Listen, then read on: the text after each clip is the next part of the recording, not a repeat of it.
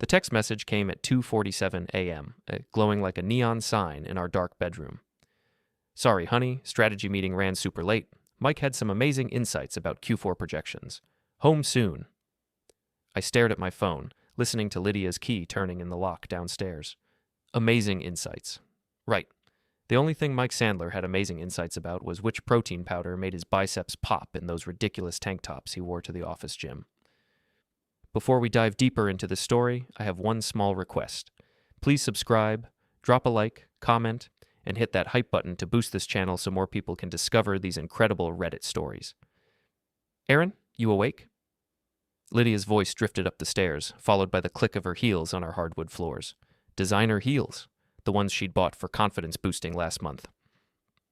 Yeah, I called back, my voice flat as a runway in Kansas. Just admiring your text about Mike's insights. 41 years old, and I was lying in bed at 3 in the morning, listening to my wife of 7 years stumble through explanations that wouldn't fool a TSA agent on their first day. But then again, I'd always been good at spotting mechanical failures before they became catastrophic. Comes with the territory when you're an airline maintenance engineer. You learn to notice the small cracks before the whole windshield shatters. Lydia appeared in our bedroom doorway, silhouetted against the hallway light. Even in the dim lighting, I could see she'd been drinking. Her lipstick was gone, her hair looked like she'd been running her fingers through it, and there was something different about her perfume. Something musky and masculine that definitely wasn't her usual vanilla-scented stuff. You smell like Axe body spray, I said, sitting up in bed. She froze for just a second, the kind of pause that screams guilt louder than a jet engine at full throttle. What? That's ridiculous. We were at that sports bar near the office. You know how those places smell? Since when do you go to sports bars for strategy meetings? Since Mike suggested it, he said the atmosphere helps him think outside the box. She was already moving toward our ensuite bathroom, probably hoping to wash away whatever evidence was clinging to her skin. Mike Sandler, 34 years old, district sales coordinator under Lydia's management, and the kind of guy who used synergy in casual conversation. He'd been showing up in Lydia's work stories with increasing frequency over the past 3 months. Mike thought this. Mike suggested that Mike had such innovative ideas about customer engagement. I'd met him exactly once, at the company Christmas party last December. He'd given me one of those aggressive handshakes that guys use when they're trying to prove something, and spent the entire conversation talking about his BMW and his CrossFit routine.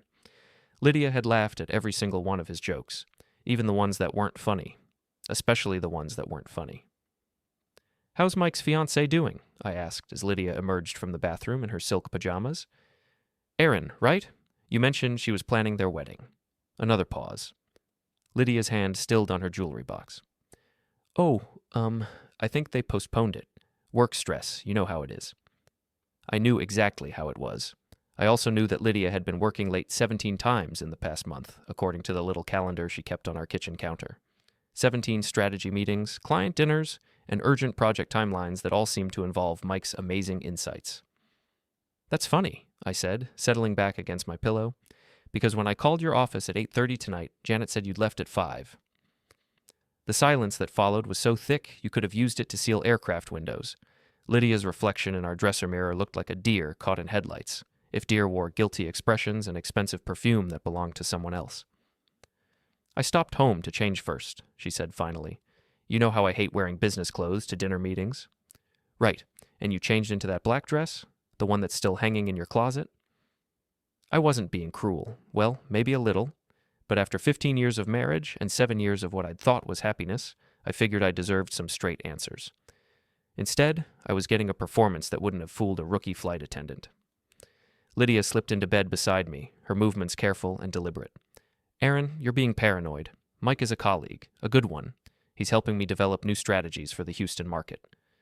I'm sure he is. Question is, what kind of strategies are we talking about here? She turned toward me in the darkness, and I could feel her studying my face. What's that supposed to mean? It means your location services have been pinging from downtown near Mike's condo building for the past 3 weeks. It means you've been buying lingerie and charging it to our joint credit card. It means you come home smelling like another man's cologne and expect me to believe it's from a sports bar atmosphere. The words hung in the air between us like smoke from engine fire. Lydia's breathing had changed, becoming shallow and quick. I could practically hear the gears turning in her head, as she tried to figure out how much I actually knew versus how much I was guessing. You've been tracking my phone? Her voice had shifted from guilty to indignant, which was exactly the deflection I'd expected. I've been paying attention to my wife. There's a difference. Aaron, this is crazy. You're acting like some kind of jealous husband from a bad movie. And you're acting like a wife who's sleeping with her subordinate. So I guess we're both playing parts tonight. She sat up abruptly, her silhouette rigid against the window. I can't believe you just said that to me. I can't believe you think I'm stupid enough to buy your story about Mike's strategic insights. I reached over and turned on the bedside lamp, flooding our bedroom with harsh yellow light. Want to try again? Maybe with some actual honesty this time? Lydia's face was flushed, her eyes bright with what might have been tears or might have been anger. Probably both. She looked like someone who'd been caught cheating on a test and couldn't decide whether to confess or double down on the lie. Fine, she said, her voice sharp as broken glass. Yes, Mike and I have been spending time together, but it's not what you think. We're developing a genuine connection, Aaron. Something real, something that makes me feel alive again. There it was. The truth, delivered with all the subtlety of a cargo plane landing. I felt something cold settle in my chest. Not quite anger yet, but getting there. A genuine connection with your subordinate, who has a fiancé. Had a fiancé. They broke up last month. How convenient, right around the time your strategy meetings started getting more frequent. Lydia stood up and began pacing our bedroom, her silk pajamas catching the lamplight. You don't understand, Aaron. Mike gets me. He listens to my ideas. He values my opinions. He makes me feel like more than just someone's wife. You are more than someone's wife. You're a district sales manager for a Fortune 500 company. You're successful, intelligent, and capable. Or at least you were, before you decided to throw it all away for a guy who probably still uses hair gel. This isn't about hair gel. She spun around to face me, her eyes blazing. This is about feeling appreciated.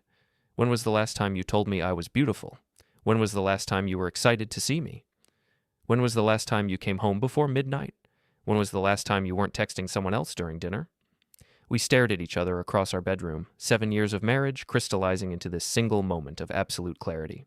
I could see our future splitting into two distinct paths, the one where we tried to work through this, and the one where I stopped pretending I didn't know what was really happening.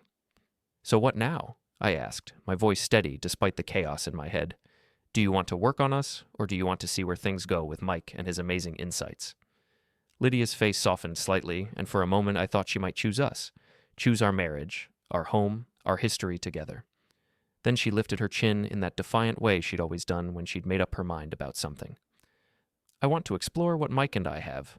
I think I owe it to myself to see where this leads. And you owe it to our marriage to throw it away for a workplace romance that's going to get you both fired. Maybe some things are worth the risk. I nodded slowly, feeling something fundamental shift inside my chest, like a gear clicking into place or a system switching from normal operation to emergency mode. Okay then, I said, reaching for my phone. I guess we both know where we stand. What are you doing? Checking the employee handbook for your company, specifically Section 7, which covers relationships between supervisors and subordinates. I scrolled through the PDF I'd downloaded 3 weeks ago, when I'd first started putting the pieces together. It says here that such relationships must be disclosed to HR within 10 days of initiation, and that failure to do so can result in immediate termination. Lydia's face went white. You wouldn't. I wouldn't what? Report that my wife is violating company policy? That she's been using company time and resources to conduct a personal relationship with a subordinate? I looked up from my phone, meeting her eyes. You're right, I wouldn't, but I might accidentally forward some location data and credit card statements to your HR department. You know, just to make sure they're aware of how dedicated you've been to those strategy meetings. Aaron, please, don't do this. I'm not doing anything, Lydia. You already did it. I'm just deciding how to respond. She sank down onto the edge of our bed, suddenly looking smaller and more fragile than I'd seen her in years. I never meant for it to happen this way. But it did happen this way, and now we both have to live with the consequences. I stood up and walked to our closet, pulling out the largest suitcase we owned, the one we'd used for our honeymoon in Italy, back when we'd thought we had forever figured out. What are you doing now? Packing your things. Since you want to explore what you and Mike have, you should probably do it somewhere else. This is my home, too. Actually, it's not. It's my home. I bought it 3 years before we got married, remember? Your name's not on the deed. I pulled her clothes off hangers with mechanical precision, folding each item carefully before placing it in the suitcase. You can stay at Mike's place. I'm sure he'd love to help you explore your connection. Aaron, stop. We can work this out. We can go to counseling. We can what? Pretend you didn't just tell me you want to see where things go with another man? Pretend you haven't been lying to me for months? I paused in my packing to look at her. Lydia, you made your choice. You chose Mike and his insights over our marriage. Now you get to live with that choice. She was crying now, tears streaming down her face in a way that might have moved me 6 hours ago. Now it just looked like regret for getting caught. Please, she whispered. I love you. I've always loved you. No, I said, zipping up the suitcase with a sound like finality itself. You loved the security I provided. You loved having someone to come home to after your strategy meetings. But you don't love me, Lydia. If you did, we wouldn't be having this conversation. I set the suitcase by our bedroom door and walked back to the closet for another one. Lydia watched me pack her life into neat, organized compartments, her sobs gradually fading into silence. Where am I supposed to go? I told you, Mike's place, or a hotel, or your sister's house in Dallas. I honestly don't care anymore. You're really going to throw away 7 years of marriage over this? I stopped packing and turned to face her one last time. I'm not throwing away anything, Lydia. You already did that. I'm just cleaning up the wreckage. By 6 a.m., I had Lydia's entire life packed into 3 suitcases and 2 cardboard boxes. Her clothes, her jewelry, her collection of motivational business books, and that ridiculous essential oil diffuser she'd insisted would improve our home energy. Everything that screamed Lydia was now contained in neat, portable packages sitting by our front door. I'd also printed out 17 pages of documentation. Her company's employee handbook, our prenuptial agreement, bank statements showing her suspicious spending patterns, and a detailed timeline of her location data for the past month. Not that I was planning to use all of it, but as any good maintenance engineer knows, you always want more information than you think you'll need. Lydia had cried herself to sleep around 4:30, curled up on our living room couch like she was afraid to be in the same room with me. I'd covered her with a blanket, not out of affection, but because I wasn't a monster, just a man who'd reached his limit. My phone buzzed with a text from Jace, my work partner, and the closest thing I had to a best friend. You're up early for a Saturday. Everything okay? I typed back, Lydia's been having strategy meetings with Mike from her office, the kind that involve his condo and her lingerie budget. 3 dots appeared immediately then. Holy shit, man, you sure? Sure enough that I'm packing her stuff. She chose him. Need backup? I can be there in 20. I smiled despite everything. Jace Rodriguez had been my wingman through 2 tours in the Air Force before we'd both landed jobs with Southwest Airlines. He was the kind of guy who'd help you move a body without asking questions, then bring beer to make the job more pleasant. Thanks, but I've got this handled. Might need that beer later, though. Say the word. And Aaron? I'm sorry, man. This sucks. It did suck. 7 years of marriage, 15 years of relationship, and it all came down to Mike Sandler's amazing insights about quarterly projections. If I wasn't so angry, I might have found it funny. I made coffee and sat at our kitchen table, surrounded by evidence of Lydia's betrayal and my own methodical response to it.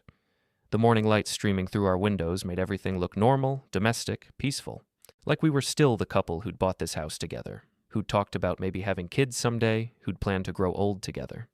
But normal was an illusion now. Peace was something that belonged to yesterday. Lydia woke up around 8, stumbling into the kitchen with mascara smudged under her eyes and her hair sticking up at odd angles. She looked at the suitcases by the door, then at me, sitting calmly with my coffee and my documentation. You're really doing this, she said, her voice hoarse from crying. I'm really doing this. Aaron, please, can we just talk about this like adults? Can we try to work something out? We did talk about it. You told me you want to explore what you have with Mike. I'm giving you the freedom to do that. She poured herself coffee with shaking hands, then sat across from me at the table that had hosted so many normal Saturday morning conversations. What if I end things with Mike? What if I choose us? Then you'd be choosing us because you got caught, not because you actually want to be here. That's not a marriage, Lydia. That's a prison sentence. So that's it? 7 years and you're just done? I leaned back in my chair, studying her face. She looked genuinely confused, like she couldn't understand how we'd gotten from her confession to this moment of absolute finality. Let me ask you something, I said. If I hadn't confronted you last night, how long would you have kept seeing Mike? How long would you have kept lying to me about strategy meetings and late nights at the office? She was quiet for a long moment, staring into her coffee cup. I don't know. I do. You would have kept it going until you decided whether Mike was worth leaving me for. You would have used our marriage as a safety net while you figured out if you could do better. And when you finally made your choice, you would have told me it just happened, like you had no control over any of it. That's exactly what you were doing. You wanted to have your cake and eat it too. Keep the stability of our marriage while exploring your connection with Mike. Well, congratulations. You get to find out what life is like without the safety net. Lydia's face crumpled, and for a moment she looked like the woman I'd fallen in love with 15 years ago. Young, vulnerable, full of dreams about our future together. Then I remembered the smell of Mike's cologne on her skin, and the moment passed. What about our friends? What about my job? What am I supposed to tell people? Tell them the truth. Tell them you fell in love with your subordinate and chose him over your marriage. See how that plays with HR? You're being cruel. I'm being honest. There's a difference. My phone rang, interrupting what was shaping up to be another round of circular arguments. The caller ID showed Shelby Morrison, one of Lydia's work friends and the biggest gossip in Harris County. It's Shelby, I said, holding up the phone. Want to practice your story? Lydia's eyes went wide. Don't answer it, please. I swiped to accept the call. Hey, Shelby, Lydia's right here. Aaron, oh good. I was calling to see if you guys wanted to join us for brunch today. There's this new place in the Heights that... Shelby's voice cut off abruptly. Wait, is everything okay? Lydia sounds upset. I looked at Lydia, who was shaking her head frantically.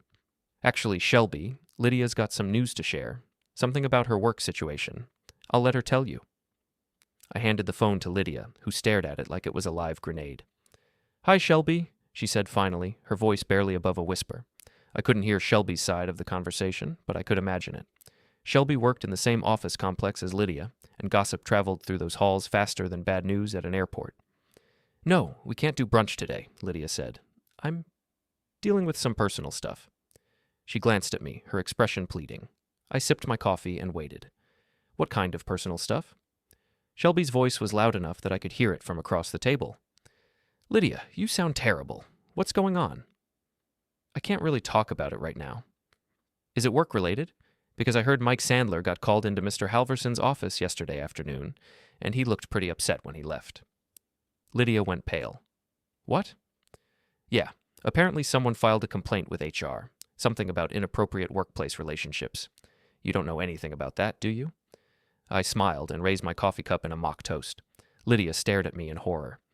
Shelby, I have to go, she said quickly. I'll call you later. She hung up and slammed the phone down on the table. You already reported us? Last night after I told you? I sent an email to HR at 11:47 p.m. Just the facts, no editorial commentary. Your location data, Mike's employment status under your supervision, and a polite request that they look into potential policy violations. You bastard. I'm a bastard who follows company policy, unlike some people. Lydia stood up so quickly her chair fell over backward. You've ruined everything. My job, my relationship with Mike, my reputation. I didn't ruin anything. You did that all by yourself when you decided to sleep with your subordinate. I just made sure the appropriate people were aware of it. This is revenge, pure and simple. No, this is consequences. Revenge would be posting your location data on Facebook and letting your friends figure it out for themselves.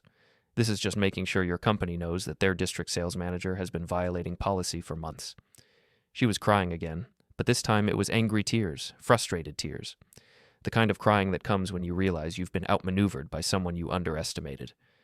What am I supposed to do now? You're supposed to take your suitcases and go figure out your life. You wanted to explore what you have with Mike? Well, now you'll have plenty of time to do it, assuming he still wants to explore it with you after HR gets done with him. Aaron, please. I made a mistake. Can't we just... No, we can't. Because this wasn't a mistake, Lydia. Mistakes happen once. You made a choice, over and over again, for months. You chose to lie to me, to violate your company's policies, to risk everything we built together for a guy who drives a BMW and thinks CrossFit is a personality trait. I stood up and walked to the front door, picking up one of her suitcases. Now you get to live with that choice. Where am I supposed to go? Mike might not even want to see me after this. That sounds like a Mike problem, not an Aaron problem. I opened the front door and set her suitcase on the porch. The morning air was crisp and clear, full of possibilities that didn't include my wife's betrayal. You can't just throw me out like this. I'm not throwing you out. I'm giving you what you wanted. Freedom to explore your connection with Mike without the burden of being married to me. She followed me to the door, her face streaked with tears and mascara. This isn't what I wanted. Then you should have thought about that before you started having strategy meetings at Mike's condo. I set the second suitcase next to the first, then went back for the boxes. Lydia stood in the doorway, watching me relocate her life to our front porch with the same methodical precision I used to inspect aircraft engines. What if I fight this? What if I get a lawyer? Go ahead. You'll find out that adultery is still grounds for divorce in Texas, and that our prenuptial agreement is ironclad. You'll also find out that I've been documenting everything, and that your company is probably going to fire you for cause. But hey, maybe Mike's worth it. She was quiet for a moment, processing the reality of her situation. No job, no marriage, no safety net. Just Mike Sandler and whatever amazing insights he had about starting over from scratch. I never meant to hurt you, she said finally. But you did hurt me, and you kept hurting me every day for months. Every lie, every fake strategy meeting, every night you came home smelling like his cologne. You hurt me over and over again, and you would have kept doing it if I hadn't caught you. I set the last box on the porch and turned to face her. So now it's my turn. Your turn for what? To hurt you back. The words hung in the air between us like a challenge. Lydia's eyes widened, and I could see her finally understanding that this wasn't just about ending our marriage. This was about making sure she understood the full cost of her choices. Aaron, don't do anything crazy. Please. Crazy? Like sleeping with my subordinate and lying about it for months? Like violating company policy and risking my career for a workplace romance? That kind of crazy? That's different. No, it's not. It's exactly the same. You made choices that hurt me, and now I'm making choices that hurt you. The only difference is that my choices are legal. I stepped back into the house and put my hand on the door. You've got everything you need. Your clothes, your personal items, and your freedom to explore whatever it is you think you have with Mike. Use them wisely. Aaron, wait. I closed the door and turned the deadbolt, cutting off whatever plea she was about to make. Through the window, I could see her standing on our porch, surrounded by suitcases and boxes, looking lost and small and completely unprepared for the reality of her situation. My phone buzzed with a text from an unknown number. This is Mike. We need to talk. I smiled and typed back, No, we really don't. But you might want to call HR. I hear they're looking for you. 3 dots appeared, then disappeared, then appeared again. Finally, you snake. Probably, but I'm a snake who's not sleeping with his employee. Have a great Saturday, Mike. I blocked his number and poured myself another cup of coffee. Outside, I could hear Lydia making phone calls, probably trying to figure out where she was going to spend the night. Part of me felt sorry for her, a very small part. The rest of me was already planning Phase 2. Monday morning brought news that spread through Lydia's office building like wildfire in August. According to Jace, who had a friend who worked security there, Lydia had been suspended pending investigation, and Mike had been reassigned to a different department entirely. The kind of reassignment that comes with a pay cut and a notation in your permanent file. I was under the belly of a 737, checking hydraulic lines and trying not to think about the 17 voicemails Lydia had left on my phone when Jace slid under the aircraft next to me. You hear the latest? He asked, his voice echoing in the confined space. About Lydia? I'm trying not to. Not about Lydia, about Mike. I paused in my inspection and looked at him. What about Mike? Turns out his fiancée Erin found out about the affair. Someone sent her screenshots of his location data and some pretty interesting credit card charges. She cleaned out their joint bank account and left a note on his BMW that apparently used some very creative language. Someone sent her screenshots? Anonymous email, very thorough, very detailed. Whoever sent it really did their homework. I went back to checking hydraulic lines, but I was smiling. Sounds like Mike's having a rough week. Gets better. Erin also posted the whole story on Facebook, tagged all their mutual friends, and used the hashtag #cheatingscumbag. It's got like 300 likes already. Social media can be so cruel. Yeah, it's terrible. Really makes you think about the consequences of poor life choices. We worked in comfortable silence for a while, the familiar routine of aircraft maintenance providing a steady rhythm to my thoughts. I'd always found peace in this work, in the precise mechanical systems that operated according to logical principles. Unlike human relationships, aircraft engines didn't lie to you or sleep with their subordinates. Aaron, Jace said eventually, you know I'm here if you need anything, right? I mean, 7 years of marriage, that's gotta hurt, even when she's the one who screwed up. It does hurt, but not the way I expected it to. What do you mean? I slid out from under the aircraft and stood up, brushing hydraulic fluid off my coveralls. I thought I'd be devastated, broken, ready to beg her to come back and work things out. And you're not? I'm angry. Really, really angry, but not sad. It's like finding out your favorite restaurant has been serving you spoiled food for months. You're not sad about losing the restaurant. You're pissed that they thought you were too stupid to notice. Jace nodded slowly. So, what's the plan, besides documenting everything and getting her fired? Who says I got her fired? Aaron, come on. You're the most thorough person I know. You probably had her phone records, credit card statements, and GPS data going back 6 months before you said a word to her. He wasn't wrong. I'd been building a case against Lydia like I was preparing for a safety inspection. Every detail documented, every timeline verified, every piece of evidence cross-referenced and confirmed. The plan is to make sure she understands that actions have consequences. She wanted to play games with our marriage? Fine. Now she gets to play by my rules. What kind of rules? Before I could answer, my phone rang. The caller ID showed a number I didn't recognize, but the area code was local. Aaron Kellum, I answered. Mr. Kellum? This is Janet Prewitt from Prewitt and Associates. I understand you're in need of a divorce attorney. That was fast. I specialize in cases involving adultery and corporate misconduct. Your situation sounds like it might involve both. It might. Can you meet today? I have an opening at 2 o'clock. Bring whatever documentation you have. From what I understand, you're quite thorough. Who told you that? Let's just say your reputation precedes you. See you at 2. She hung up before I could ask any more questions. I looked at Jace, who was grinning like he'd just won the lottery. You called a lawyer for me? I called the best divorce lawyer in Houston for you. Janet Prewitt eats cheating spouses for breakfast and charges their partners premium rates for the privilege. Jace, Aaron, you're my friend. You've had my back for 15 years, through deployments and divorces, and that time I accidentally put the wrong hydraulic fluid in a 747. Let me have yours now. I felt something loosen in my chest, a knot of tension I hadn't even realized was there. For the first time since Friday night, I wasn't handling this alone. Thanks, man. Don't thank me yet. Wait until you see what Janet can do with adultery and corporate misconduct. It's like watching a masterclass in creative revenge. That afternoon, I sat in Janet Prewitt's office, surrounded by law books and the kind of expensive furniture that screamed competence. Janet herself was in her 50s, with steel gray hair and the kind of sharp eyes that probably made opposing counsel nervous. So, she said, reviewing the stack of documentation I'd brought, your wife has been conducting an affair with her subordinate, violating company policy and lying to you about it for approximately 4 months. That's correct. And you've documented everything. Location data, credit card statements, employment records, company policies, even witness statements from her coworkers. I like to be thorough. Mr. Kellum, this isn't thorough. This is surgical. I've seen FBI investigations with less documentation. She looked up from the papers, studying my face. What exactly are you hoping to accomplish here? I want her to understand that choices have consequences. She chose to betray our marriage and violate her professional ethics. Now she gets to live with the results of those choices. And what results are we talking about?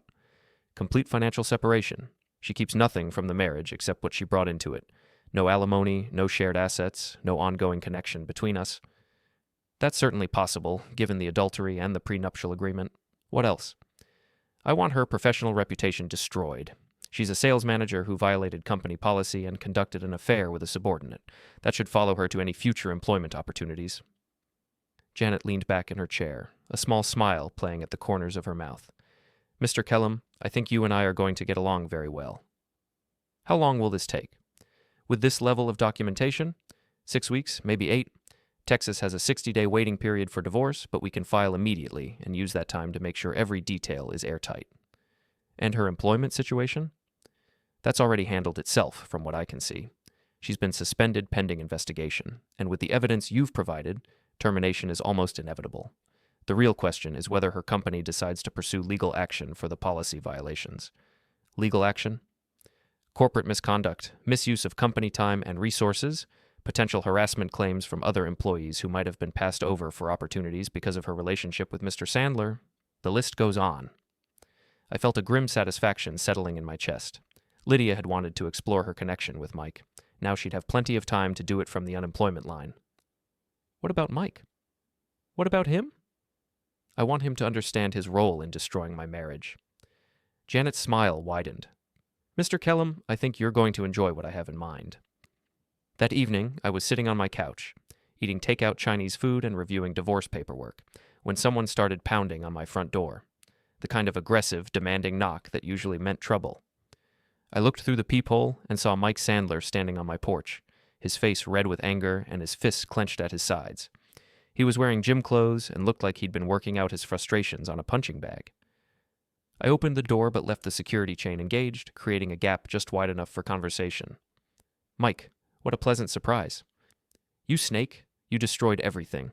Lydia's job, my career, my relationship with Aaron. I didn't destroy anything. I just made sure the right people knew what you and Lydia were doing on company time. She's lost everything because of you. She lost everything because of you, and herself. I just documented it." Mike slammed his fist against the door frame, making the chain rattle. "You think you're so smart, don't you? You think you've won? I think I've made my point." "What point?" "That you're a vindictive asshole who can't handle losing his wife to a better man." I almost laughed. "Mike, if you're a better man, then Lydia's standards have dropped considerably. You're a subordinate who seduced his boss and violated company policy. You're not better. You're just younger and dumber. Open this door and say that to my face." "Why? So you can assault me and add criminal charges to your growing list of poor life choices? No thanks. I think you've done enough damage to yourself already." Mike's face was getting redder, his breathing becoming more labored. He looked like a man who was finally understanding the full scope of his situation. "Erin won't even talk to me. She cleaned out our bank account and told everyone we know what happened. My own mother won't return my calls." "That sounds like an Erin problem and a Mike problem, not an Erin problem." "This is all your fault." "No, Mike. This is all your fault. You chose to pursue a married woman. You chose to help her violate company policy. You chose to participate in destroying my marriage. Now you get to live with those choices." "You can't just ruin people's lives like this." "I'm not ruining anything. I'm just making sure everyone knows who you really are. If that ruins your life, maybe you should have thought about that before you started sleeping with your boss." Mike stared at me through the gap in the door, his chest heaving with frustration and rage. For a moment, I thought he might try to break down the door. Then his shoulders sagged, and I could see the fight going out of him. "What do you want from me?" he asked, his voice barely above a whisper. "I want you to understand that actions have consequences. You helped destroy my marriage, so I'm returning the favor with your life." "For how long?" "For as long as it takes." "Aaron, please. I know I screwed up. I know what we did was wrong. But Lydia and I, we really do care about each other." "Then you can care about each other from the unemployment line, together." I closed the door and turned the deadbolt, leaving Mike standing on my porch in the gathering darkness. Through the window, I watched him walk slowly back to his BMW, his shoulders slumped in defeat. My phone buzzed with a text from Lydia. "Please call me. We need to talk about what happens next." I typed back, "What happens next is you figure out your life without me. Good luck with that." 3 dots appeared, then disappeared, then appeared again. Finally, "I'm staying at Mike's place. We're going to work through this together." "Perfect. You deserve each other." I turned off my phone and poured myself a beer. Outside, Mike's BMW pulled away from my curb, carrying him back to whatever temporary arrangement he and Lydia had worked out. Phase 2 was complete. Time to start planning Phase 3. 2 weeks later, Lydia's professional life had officially imploded. Janet Prewitt called me on a Thursday morning with news that was both expected and satisfying. "Your wife has been terminated for cause," she said without preamble. "Violation of company policy, misuse of corporate resources, and conduct detrimental to the workplace environment." "What about severance?" "None. When you're fired for cause, you forfeit any severance package. She also won't be eligible for unemployment benefits, since the termination was due to misconduct." I was sitting in my truck outside a Starbucks, having just finished the morning aircraft inspection. The news should have made me feel victorious, but instead I felt something colder and more methodical, like checking items off a very specific list. "And Mike?" "Reassigned to a different division with a 15% pay cut and a formal reprimand in his file. He's essentially been blacklisted from any management positions within the company." "That seems light." "It is light, but he wasn't the supervisor in the relationship. Legally, your wife bears most of the responsibility for the policy violations." "What about references? Future employment?" "That's where things get interesting. Her former employer can't legally say much about why she was terminated, but they can confirm dates of employment and whether she's eligible for rehire.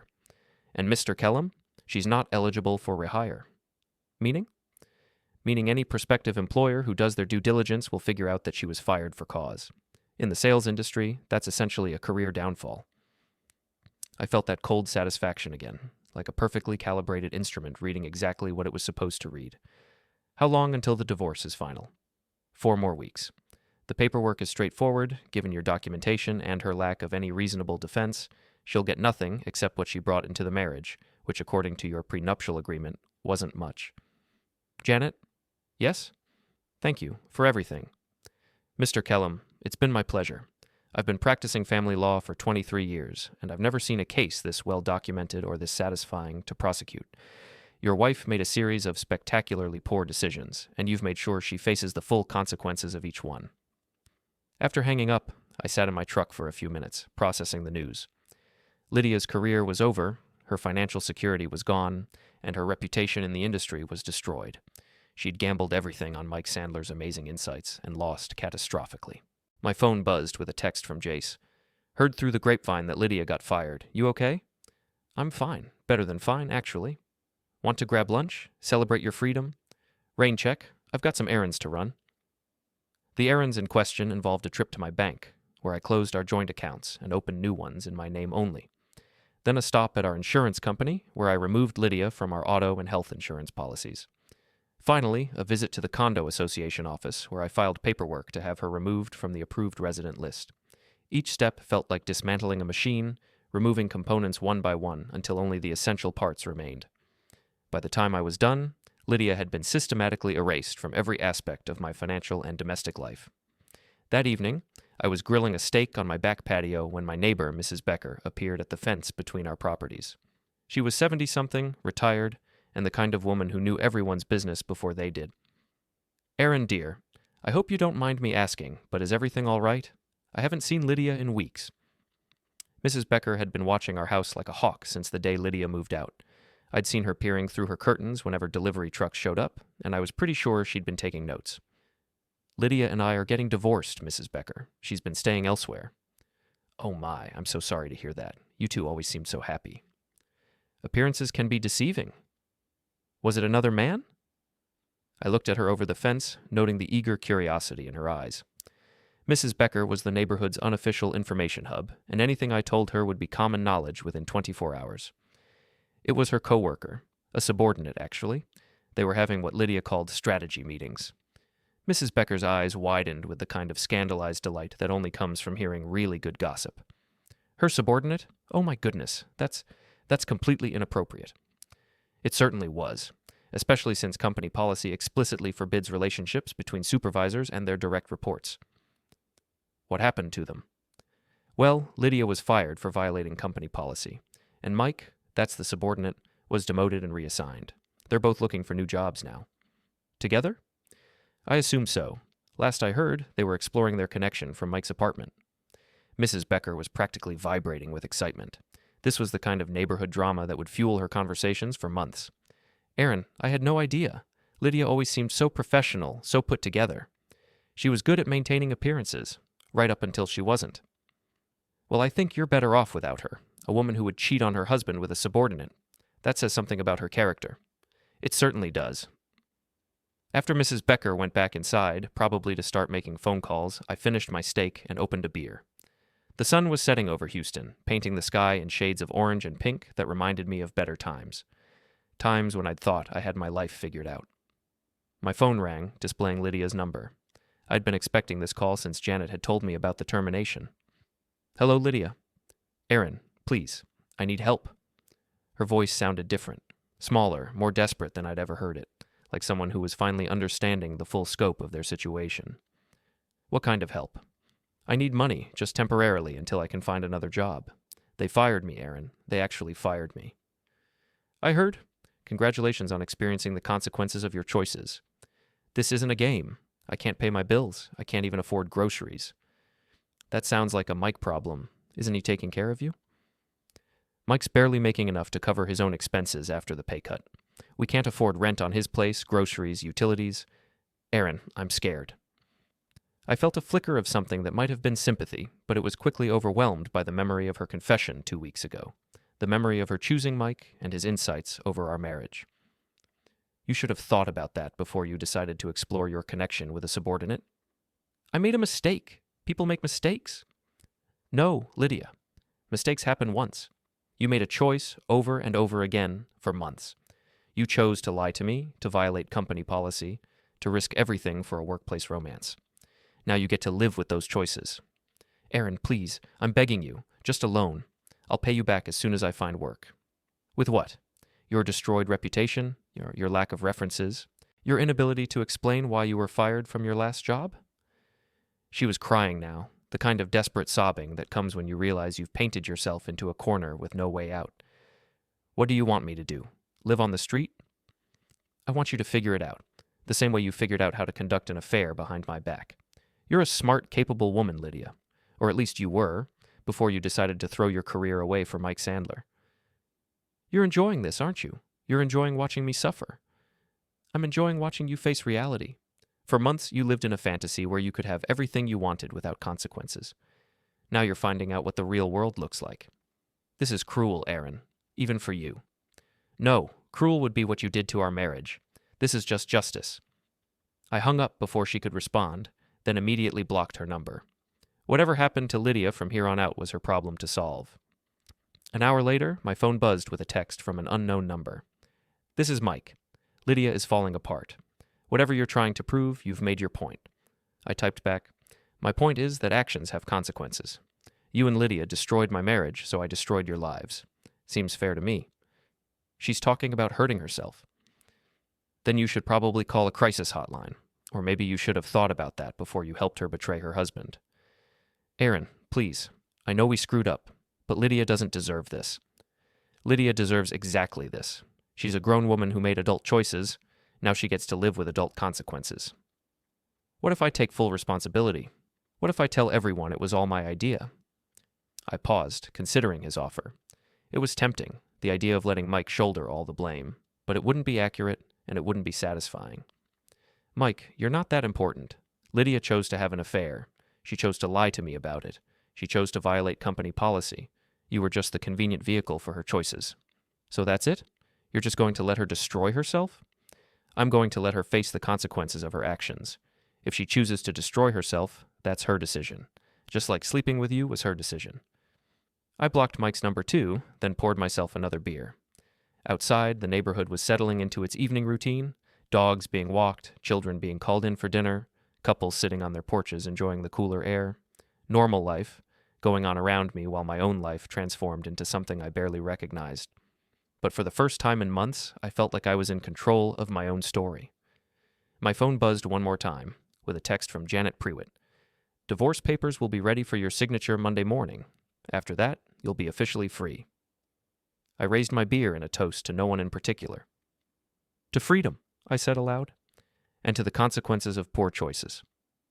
3 weeks later, on a stormy Thursday night, everything came to a head in the most dramatic way possible.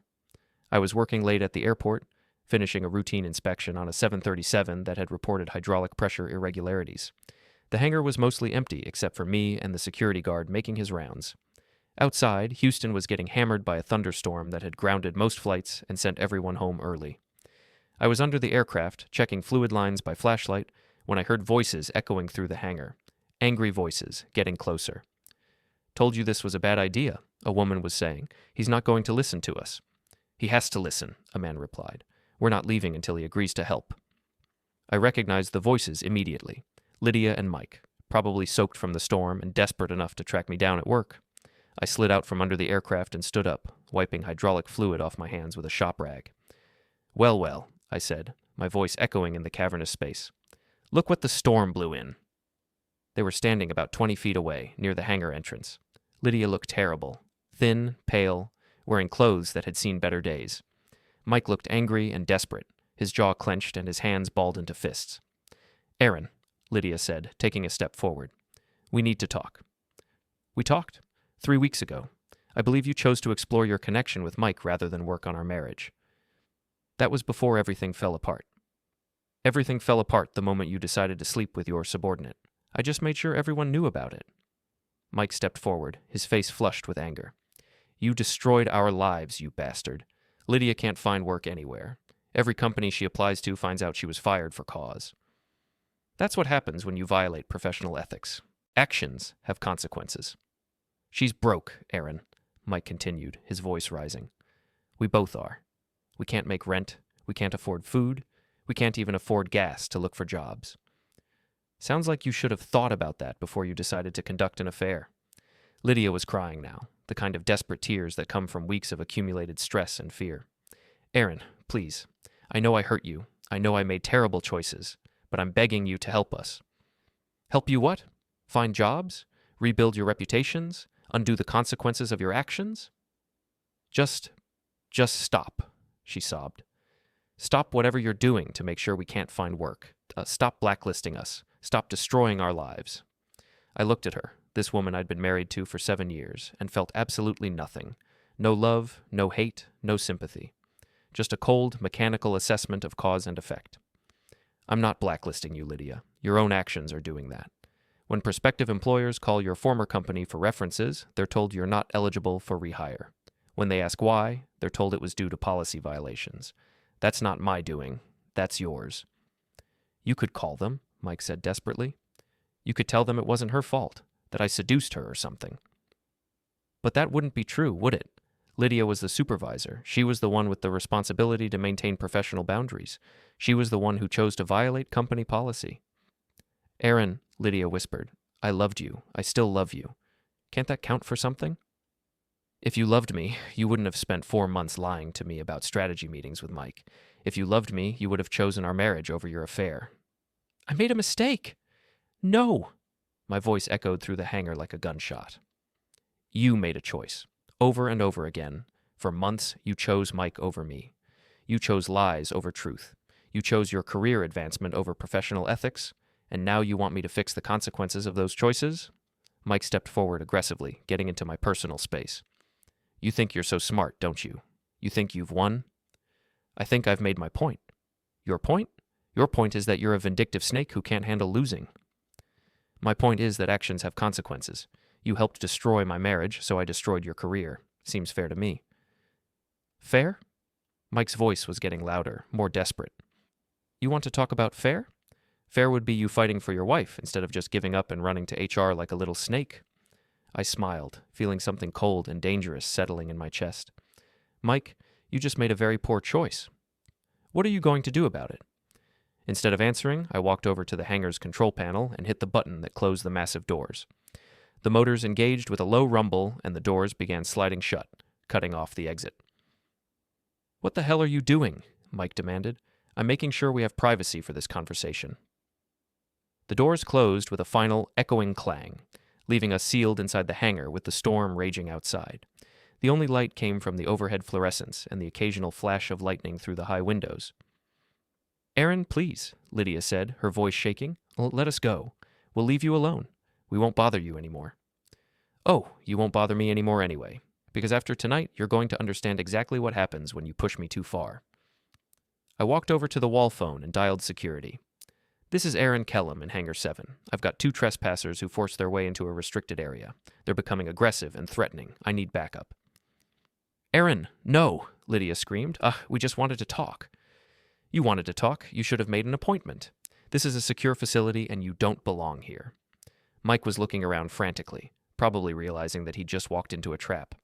You can't do this. This is kidnapping. This is citizen's arrest. You're trespassing on federal property and you just threatened me. That's 2 felonies. The sound of sirens was already audible over the storm, getting closer. Airport security didn't mess around with unauthorized personnel in restricted areas. Please, Lydia begged, falling to her knees on the concrete floor. Aaron, please don't do this. We're desperate. We don't know what else to do. You could try taking responsibility for your actions instead of blaming me for the consequences. We have. We know we screwed up. We know we made terrible choices. No, you know you got caught. There's a difference.